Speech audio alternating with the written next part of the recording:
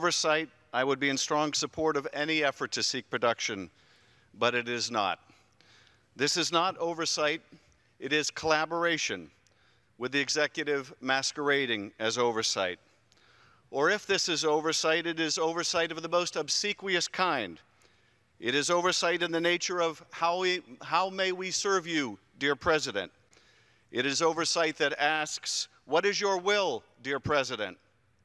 Oversight that says, we are not worthy, dear President. It is oversight that says, we shall seek, but you shall find, Mr. President, because what we obtain we shall provide to your legal defense team, or we shall selectively leak or misrepresent in your service. It is oversight in the nature of not desiring an outcome, not desiring the production of documents, but rather the production of a fight, the production of a pretext to give the dear President a pretext to fire Rod Rosenstein or Bob Mueller. I have served on the Intelligence Committee now for almost a decade.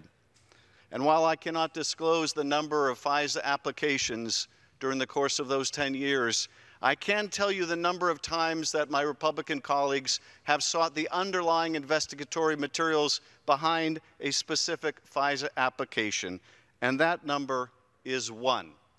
That case is this case, and that case just happens to implicate our dear President. It is not that there are no areas that call out for oversight right now. There are too many to count. Why is it that after sanctioning ZTE for violating Iran sanctions and violating North Korea sanctions, the President abruptly changed course out of an ostensible concern for Chinese jobs? Is it because the Chinese invested $500 million in a Trump-branded property? That is worthy of oversight.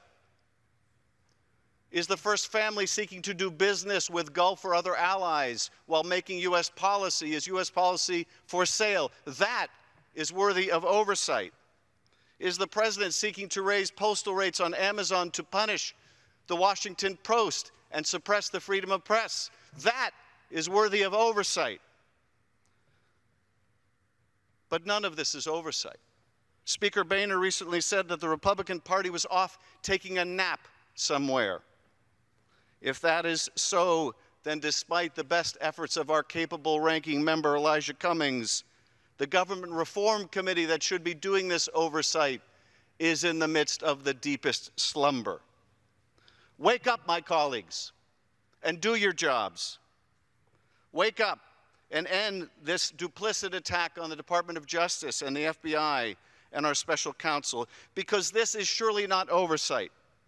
It is not what oversight looks like, but it is what an attack on the rule of law looks like. It is what happens when we whittle away our democracy one piece by terrible piece. When this chapter of our history is written, it will condemn the actions of a president who little understands or respects the institutions of our democracy. But it will reserve some of the harshest criticism for this Congress that enabled him. This Congress that knew its responsibility but failed to live up to it. Wake up, Republican Party. Wake up, my colleagues. The country needs you. May I have an additional 30 seconds? I grant the gentleman an additional minute. I thank the gentleman. The gentleman is recognized for 1 additional minute. Wake up, my colleagues. True oversight, when the President occupies the same party as the majority in Congress, requires that majority to put country over party. It is incompatible with the corrupting principle of party over everything else. Wake up, my colleagues, and do your jobs.